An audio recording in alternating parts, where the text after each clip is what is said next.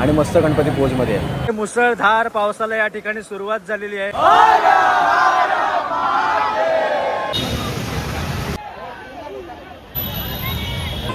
तर इथे आपण पाहू शकतो, इथे समोर येतो परळ वर्कशॉप आहे आणि परळ वर्कशॉपच्या साईडला पण भरपूर गर्दी आहे.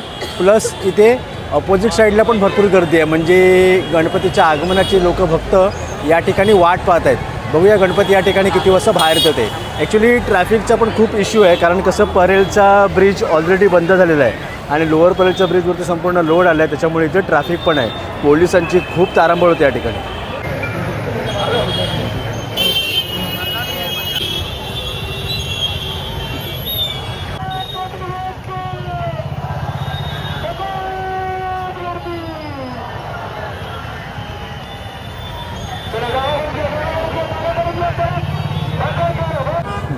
तर या ठिकाणी आता पहिला गणपती इथे बाहेर आलेला आहे आणि ट्रॉलीवरती गणपती बाहेर आलेला आहे आणि तो आता ट्रॉलरवरती चढवणार आहे.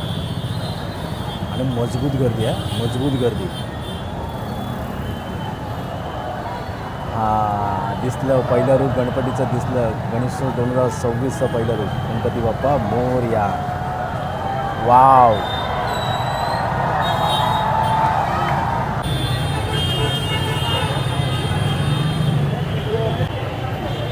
मूर्तिकार सिद्धेश दिगोळे यांनी साकारलेली ही मूर्ती, कलागंध आर्टची मूर्ती, खूप सुंदर आणि लांबची मूर्ती आहे. बघूया आपण कुठली आहे ती. मस्त वाटते. आपण चेहरा जाम आकर्षित करतो आणि गणपती बरोबर आपल्या समोर आलेला आहे आपल्याला या ठिकाणी दर्शन देण्यासाठी.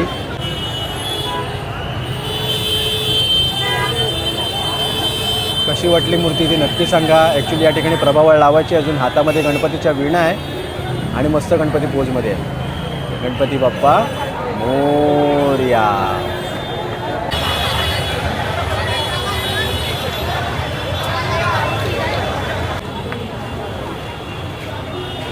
तर आम्ही पहिला पलीकडच्या साईडला होतो आणि आता या वर्कशॉपच्या साईडला आलेलो आहे, कारण इथे येण्याचं कारण म्हणजे इकडून गणपती जो आता येणार आहे ना, तो इथे येणार आहे.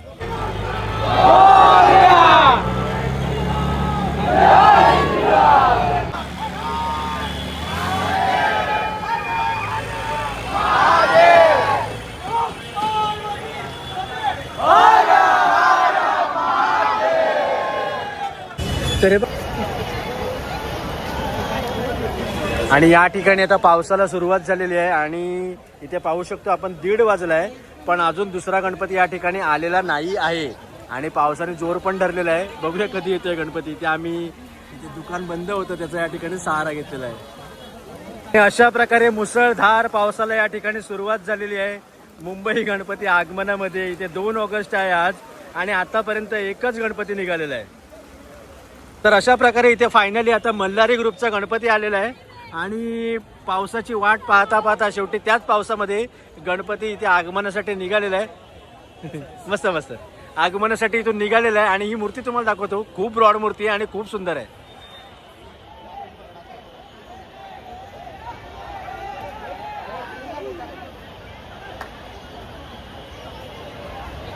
खूप खूप भव्य मूर्ती आहे आणि इथे आपण पाहू शकतो की 3 गणपती आहे. मध्ये तो मुख्य गणपती आहे, त्याच्या बाजूला हत्तीवरती 2 गणपती आहे आणि प्रभावळ खूप उंच वाटते आणि गर्दी तुम्ही पाहू शकता तिकडे. अप्रतिम अशी मूर्ती साकारलेली आहे. कलागंधचे सिद्धेश दिगोळे यांनी छान मूर्ती आहे.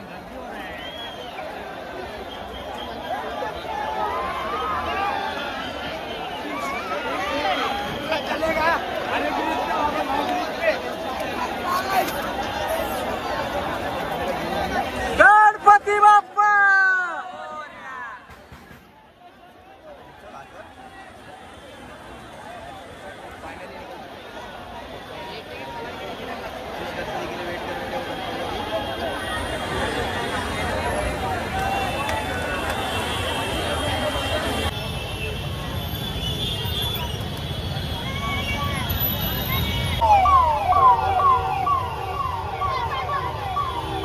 तर हे बघा या ठिकाणी इथे आता गणपती आलेला आहे आणि खूप साऱ्या ट्रॅफिकमधून वाट काढत आम्ही पुढे आलो आहे.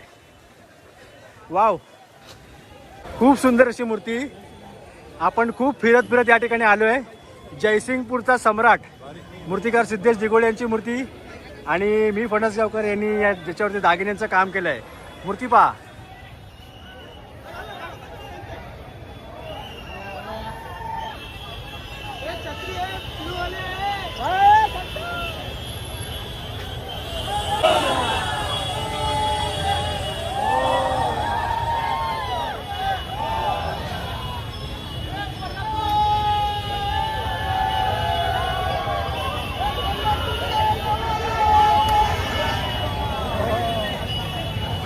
तो गणपती तिथे मोठ्या ट्रॉलरवरती चढवत आहेत, कारण हा गणपती आता जयसिंगपूरला चालला आहे. आता पुढे जाऊन त्याला छत्री पिशवी वगैरे सर्व टाकतील त्या ठिकाणी.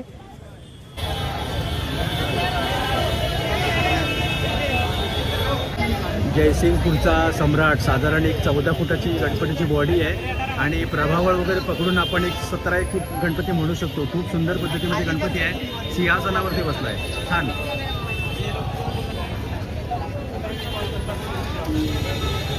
तर हा गणपती आता निघतोय जयसिंगपूरला आणि इथे अशा प्रकारे या सगळ्या काट्या वगैरे मंडळातर्फे अरेंज केलेल्या असतात. कारण कसं जाताना BSTच्या लाईनी वगैरे काही नाही, काही वायरी वगैरे असतात, तर ते वरती उचलण्यासाठी तेवढी मदत होते.